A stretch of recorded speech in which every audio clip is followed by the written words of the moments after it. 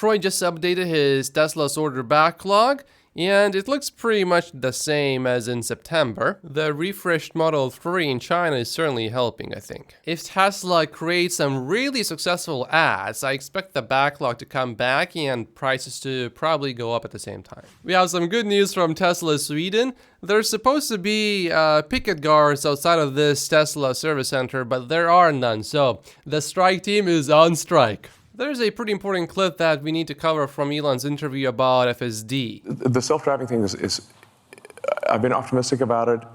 We've certainly made a lot of progress. If anybody has tried, has been using the sort of full self-driving beta, the progress is, every year has been substantial.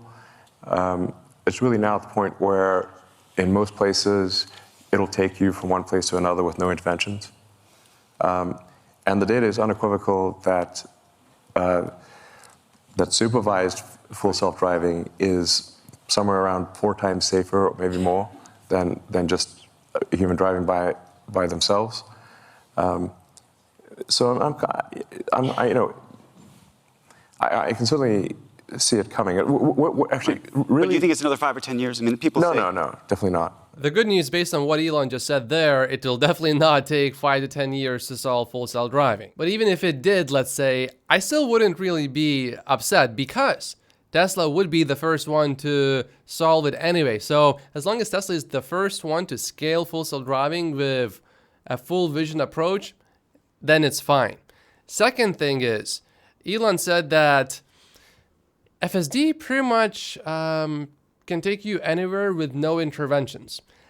I just went to see the Cybertruck a few days ago, and I tried turning on FSD. And what I usually do when I drive to places that I have never been to that particular service center. So I took a route that I'm not all too familiar with, and I tried turning on FSD, and within 5 seconds, I had to intervene immediately.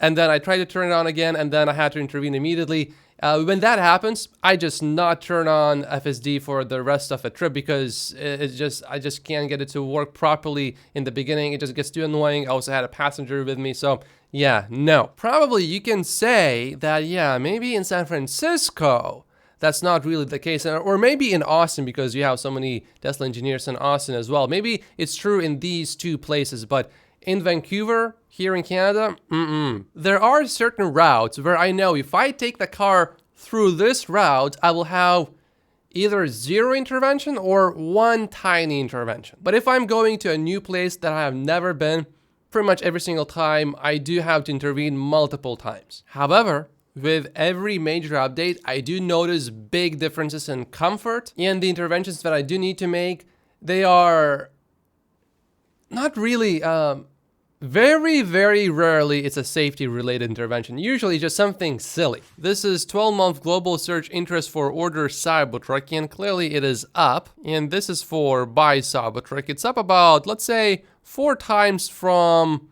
the regular level. And if you look at the last 7 days, the initial excitement has worn off mostly by now. But once people actually start driving these Cybertrucks, this could reverse again. I know Tesla has a lot of pre-orders, and that's one reason that I saw why supposedly the Tesla Cybertruck delivery event was not really all that exciting. Tesla supposedly did it on purpose. I don't think so. I don't think Tesla did that on purpose. I think the whole delivery event could have been a huge, enormous spectacle. And instead of this going up 4 times, it could have gone up maybe 40 times. Steve Jobs certainly knew how to deliver a great presentation, and there were many things that were interesting surprises about the Cybertruck. For example, like you can put up the seat, the back seat like this, and have extra storage space underneath. I think the Cybertruck is going to do great. And I do like that Tesla spent so much time